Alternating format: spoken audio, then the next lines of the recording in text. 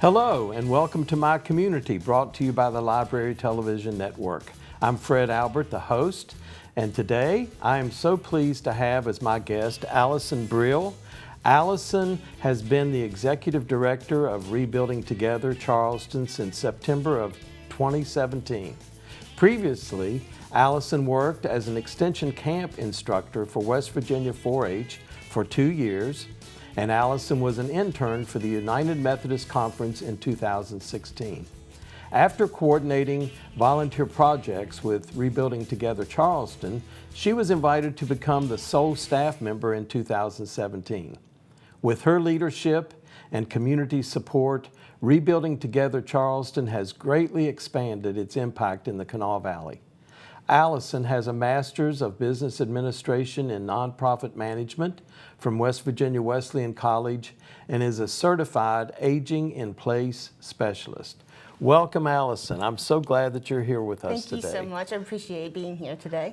Well, listen, what is Rebuilding Together? That's an interesting title of what, I know that you're a nonprofit, but tell us about Rebuilding Together. What is it? So Rebuilding Together is actually a national nonprofit, and our national office was founded in 1988.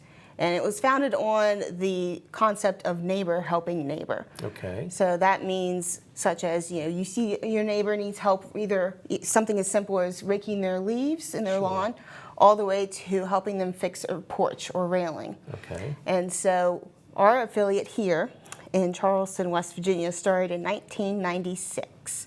And we started with rebuilding people's homes. Mm-hmm. And we started with big rebuild days in April. And from that, we've expanded to doing this work all year round. And so the work we do is to help people stay in their homes and age in place safely and doing essential home repairs at no cost to the homeowners. And currently nationwide, we have over 110 affiliates across the nation. Okay. And we are currently the only ones in West Virginia, and we are serving Kanawha and Putnam counties. My goodness, and you're pretty much a one-person show because you're the sole person Yes. at your office or wherever you're working from. So I'm sure you have a busy schedule every day. Just a little bit. We are currently expanding, and we are getting a part-time program manager. Good. So this person will be helping to talk to the homeowners about what they need, repairs done, and visiting them, and also recruiting volunteers to do this work for them. And we also have a board of directors that helps support our mission in the local communities we're in. That's good to know that you're really not totally all alone. Not totally.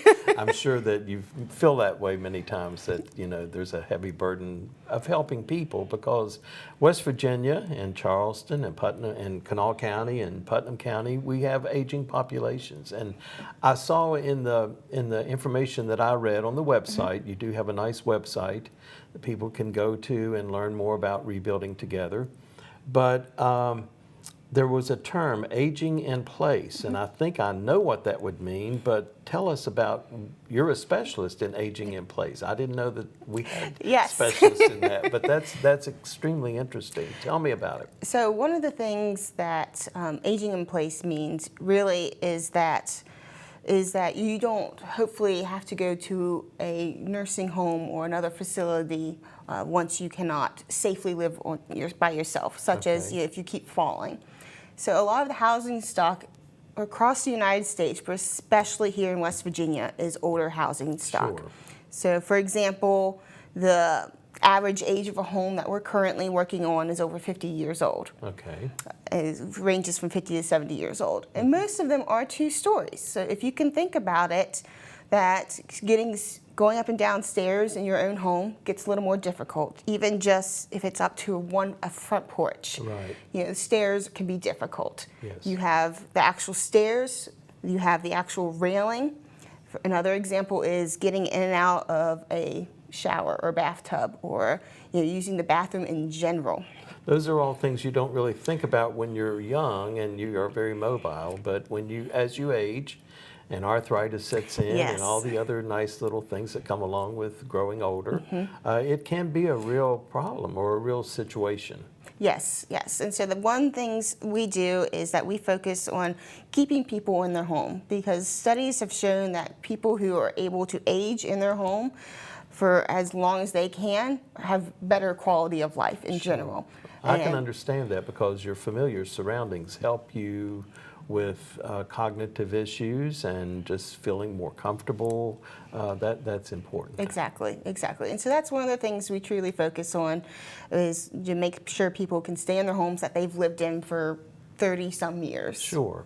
So how do people find out about that possibility? You know, I know that as people age, they sometimes are concerned about, where am I going to end up? Will I end up in a nursing home or a facility, and how do I get to, what's the alternative, and how do I get to stay in my home? If they're trying to make that decision, can they call you, or can they have someone visit the website? How do they get in touch with you or with Rebuilding Together to find out what can be done? Yeah.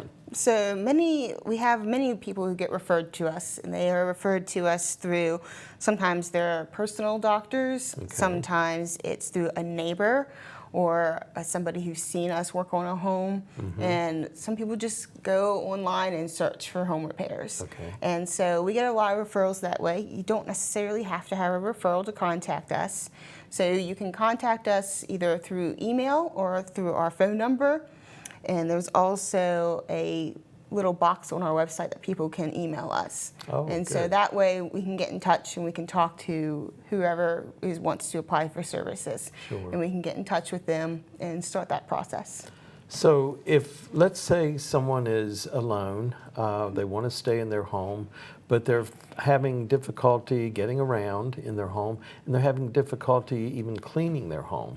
Can you help in that regard? Can you, if they call you and say, I just need someone to come clean my house, is that something that Rebuilding Together would even be able to help with? We don't necessarily clean somebody's home. Okay. And so one of the things we try to do is that when we do a home assessment, we have a 25 safe and healthy housing priority checklist. Is that kind of like when I go to the doctor and get a checkup and they say, do you have handrails? Do you have throw rugs in your floor? Do you have grab bars in your shower? That type of assessment? Sometimes, yes. Okay. We try and not to just literally go down the list. You know, we usually do a whole home assessment. Okay. So that means we walk around the outside of the home, we walk around the inside of the home.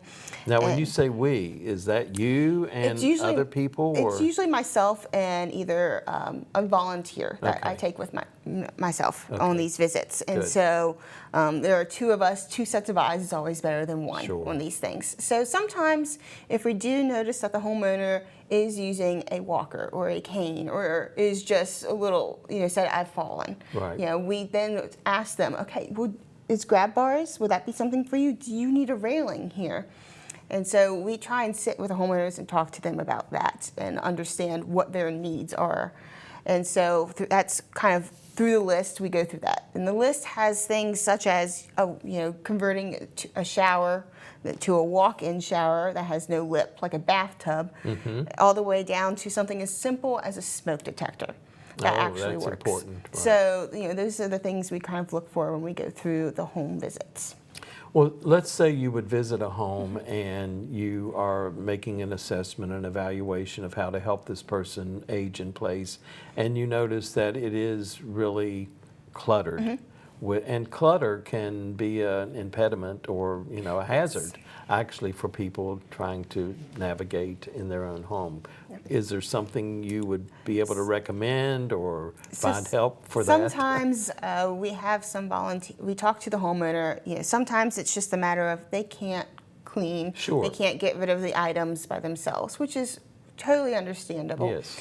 And so we talk to them and ask them if they would need help. So sometimes to even do a repair, we have to clean around where we're going to be repairing. Right. And so we talk to the homeowners and see, can we, let's talk this through and see if we can, get rid of some of this stuff. Or is there another place we can put in the house that is not in your, where you usually walk throughout the day.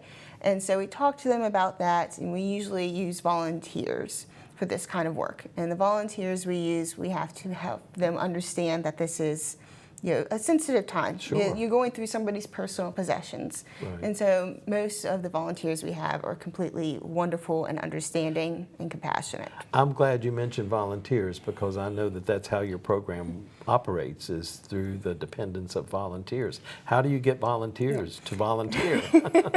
Everyone's so Yes. busy, and especially younger people who are able-bodied and they have their own families and their own lives to be taken care of. How do you get a pool of volunteers to help with what needs to be done? So the majority of our work is done with volunteers. Okay. And so volunteers, we get an influx of mission teams in the summer months. And so we are partnered with Cross Ministries, which is with okay. United, Sure. with Christ Church United Methodist Yes. downtown. And so Cross Ministries houses these mission teams while we supply the work for them. And so we can have mission teams throughout the whole spring, summer, and into the fall. Okay. And throughout the rest of the year, we also, and any time of year, I suppose, we ask for local volunteers because it's truly neighbor helping neighbor them. And so we get volunteers through asking corporations or other foundations, or even just, for example, my background, 4-H, is asking local 4-Hers. And even if the youth, for example, are not super skilled, we still like to teach them because they Sure. still have to learn how to do home repairs eventually Right. one day for themselves.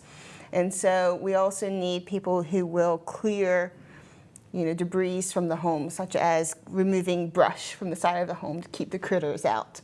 And so all types of volunteers, all skills. What we about need. snow removal in the wintertime? We don't particularly do snow removal. Okay. We do, however, try to partner and refer people to different organizations that might help them with those sorts of things throughout the year. Right.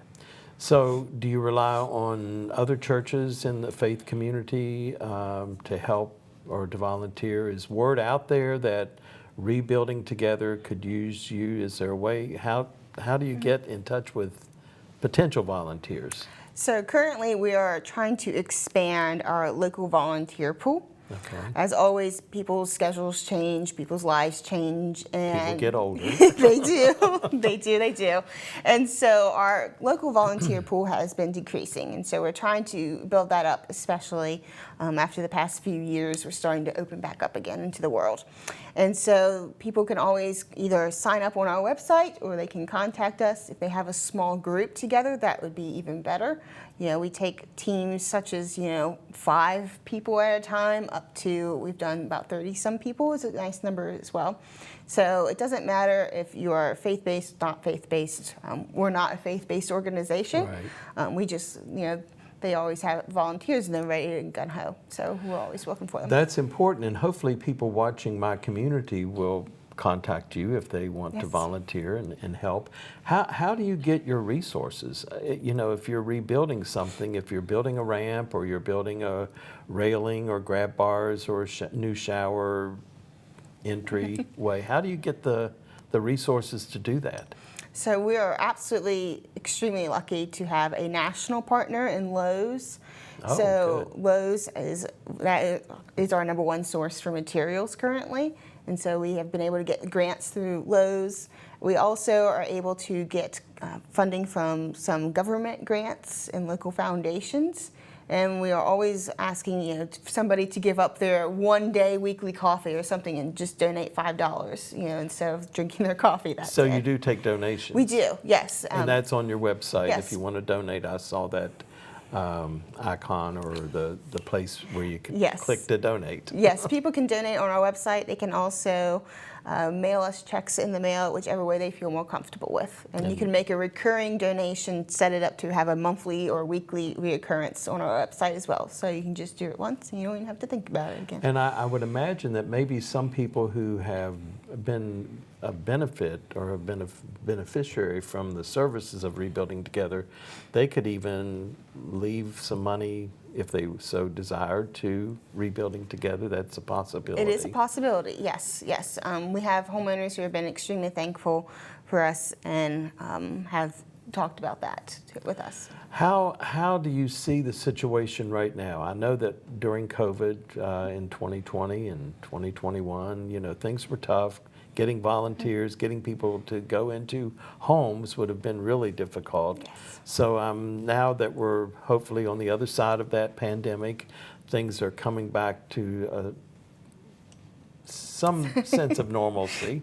But did you notice, was it tough? Has it been tough getting people back on track to do this work? So with the majority of our work being done by volunteers, during the pandemic it was extremely difficult. I'm sure. So we kind of pretty much did a pause for a few months on what we could do, and then easily and slower, we opened back up. So we were able to have volunteers work on the outside of the home and trying to keep the volunteers and the homeowners safe. And so now we are fully back and operating just as we were. And so with that, and we did build our wait list quite a lot during that time, just because everybody needs the services, but we weren't able to complete them at the time. And so now we've just had one of our most successful summers in the repairs and everything that we've been doing, and which is great. I think we're on track to probably complete about around 100 home repairs. Oh, goodness. For 100 homes this year, by the end of this year. And so it's just been great to have everybody back again, and we're looking forward to next year as well, because we can see the growth in volunteers and people wanting to get back to their community again.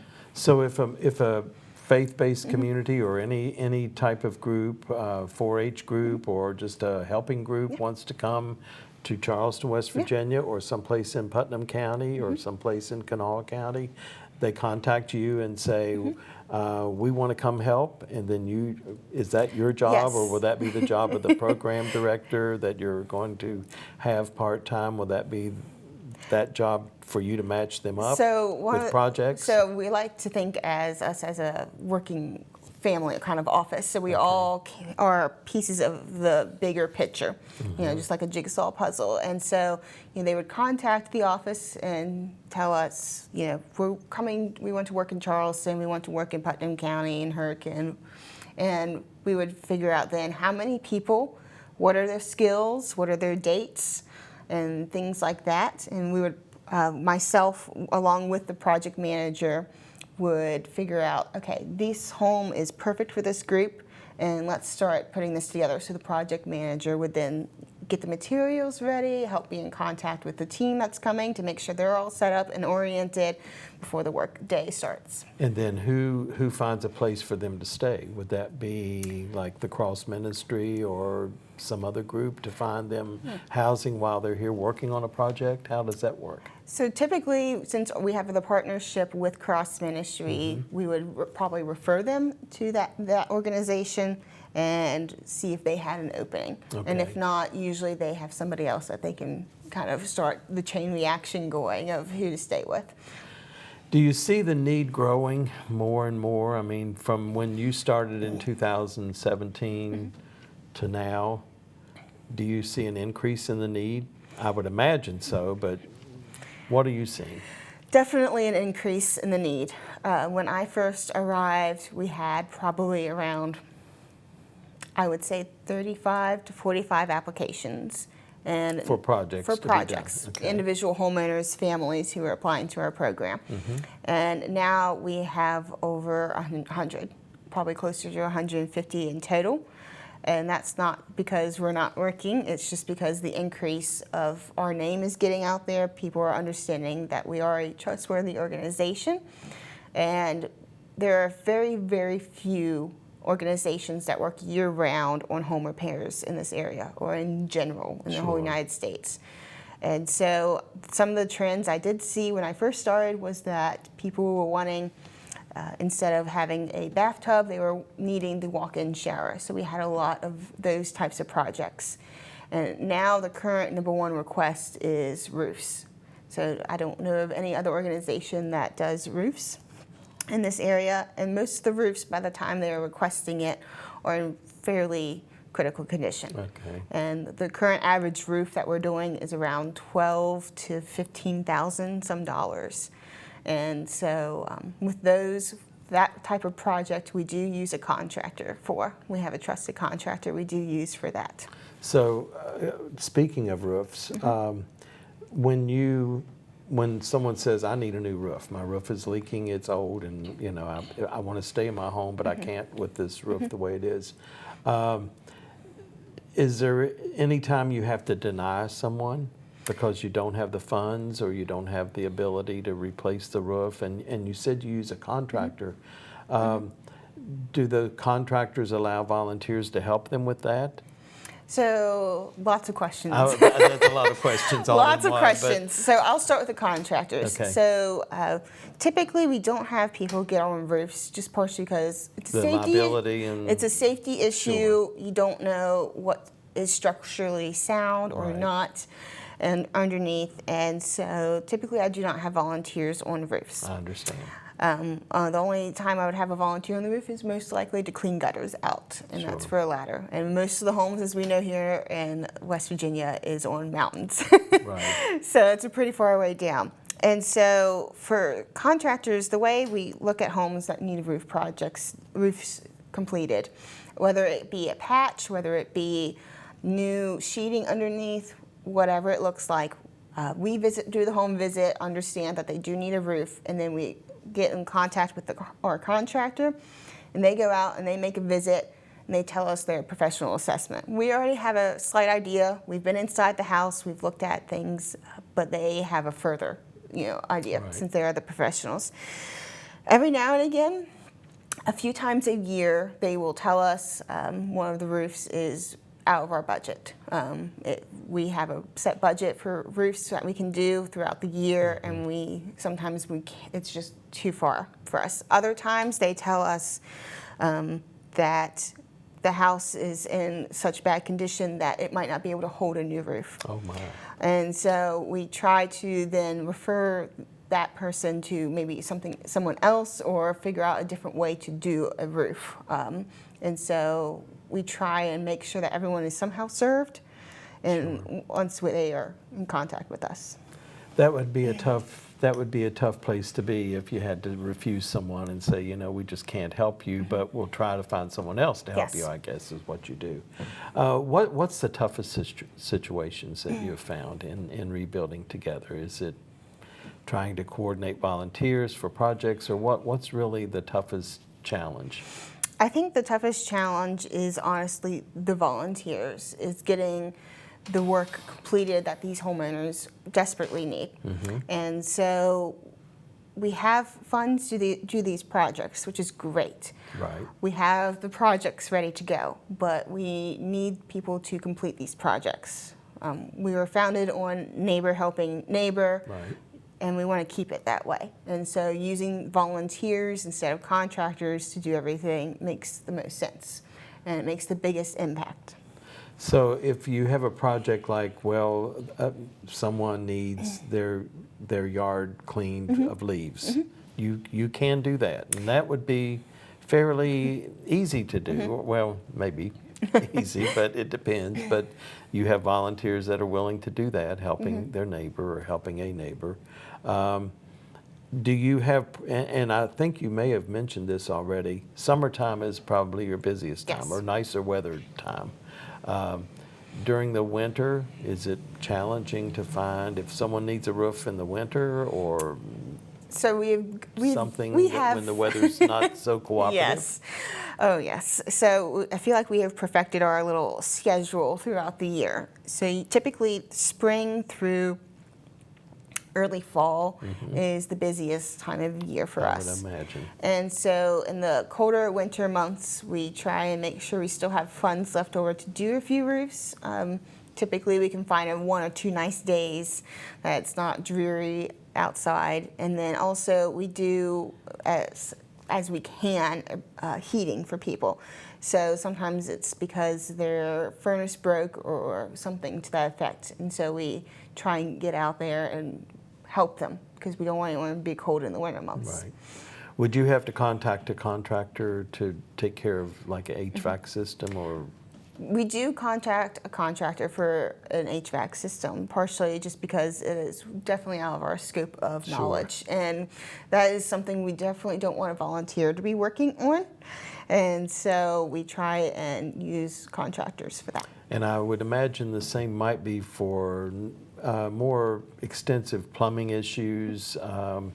You know, we all occasionally will have a leaky faucet, and that might be able to be fixed by a volunteer.